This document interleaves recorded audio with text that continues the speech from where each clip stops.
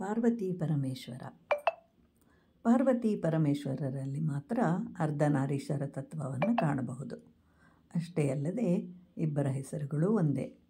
ಶಿವ ಅನ್ನೋದು ಶಿವನ ಹೆಸರಾದರೆ ಪಾರ್ವತಿಯದು ಶಿವ. ಭವಃ ಭವಾನಿ, ಶರ್ವಃ ಶರ್ವಾಣಿ. ಹೀಗೆ ಭಗವಂತನಲ್ಲಿ ನಾವು ಯಾವುದೇ ಭಾವನೆಯನ್ನು ವ್ಯಕ್ತಪಡಿಸಿದರೂ ಅದು ಭಕ್ತಿಯೇ. ಅರ್ಧನಾರೀಶ್ವರ ತತ್ವದಲ್ಲಿ ಕವಿ ಹೇಳ್ತಾನೆ, ಎಷ್ಟೊಂದು ಮುಗ್ಧನಯ್ಯ ನೀನು. ಯಾರೇ ಆಗಲಿ ಪ್ರೇಮವನ್ನು ಕಣ್ಣುಗಳಲ್ಲಿ ವ್ಯಕ್ತಪಡಿಸ್ತಾರೆ. ಆದರೆ ನಿಮ್ಮದು ಅರ್ಧನಾರೀಶ್ವರ ತತ್ವ. ಒಂದು ಕಣ್ಣಿನ ವಿನ್ಯಾಸವನ್ನು ಮತ್ತೊಂದು ಕಣ್ಣು ನೋಡಲಾಗುವುದಿಲ್ಲ.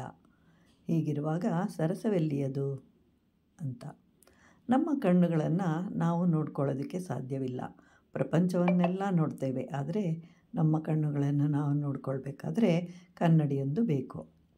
ಅದೇ ಮಹಾಮಾಯೆ.